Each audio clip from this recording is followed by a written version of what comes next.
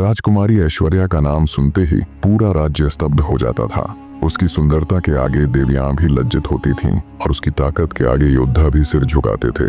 लेकिन उसके हृदय में घमंड की आग दहक रही थी, जो धीरे धीरे उसे अंधकार की ओर धकेल रही थी। एक दिन जब उसने घोषणा की, मैं सुंदरता और शक्ति में अद्वितीय हूँ, कोई भी मेरी बराबरी नहीं कर सकता, तभी आकाश से एक भयानक गर्जना हुई। एक रहस्यमयी आवाज गूंजी, जो अपने गुरूर को नहीं समझता उसका पतन निश्चित है। राजकुमारी ऐश्वर्या, तुम्हारी परीक्षा का समय आ गया है। और फिर अंधेरा छा गया। महल के उच्चतम शिखर पर बैठी ऐश्वर्या अपने प्रतिबिंब को निहार रही थी। उसकी लंबी घनी केश राशि, नीलम जैसी चमकती आंखें और देवी सा निर्मल चेहरा, सब कुछ उसकी महानता की गाथा कह रहा था। उसके पिता महाराज विक्रमादित्य ने उसे न केवल सुंदरता बल्कि युद्ध कला में भी निपुण बनाया था। वह तलवारबाजी में अद्वितीय थी, धनुर्विद्या में अजेय और घुड़सवारी में बेमिसाल। लेकिन उसकी इस प्रतिभा ने उसे अहंकारी बना दिया था। वह सभी को अपने से नीचे समझती थी।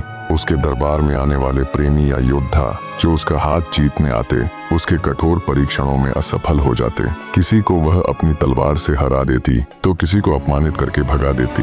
एक दिन राज्य के सबसे गरीब परिवार का युवक अर्जुन उसके सामने प्रस्ताव लेकर आया। वह साधारण कपड़ों में था, लेकिन उसकी आंखों में एक अदम्य जुनून था। महारानी, मैं आपसे विवाह करना चाहता हूँ, उसने विनम्रता से कहा। ऐश्वर्या ने उसकी ओर तिरस्कार से देखा और हंस पड़ी। तुम, एक गरीब किसान का बेटा, मेरे सामने खड़े होने का साहस कैसे किया? अर्जुन ने सिर झुकाया। प्रेम कभी जाति या संपत्ति नहीं देखता राजकुमारी। ऐश्वर्या ने अपनी तलवार निकाली। अगर तुम्हें मुझसे प्रेम है तो मुझे युद्ध में हरा दो। और फिर एक असंभव युद्ध हुआ। जुड़े रहे।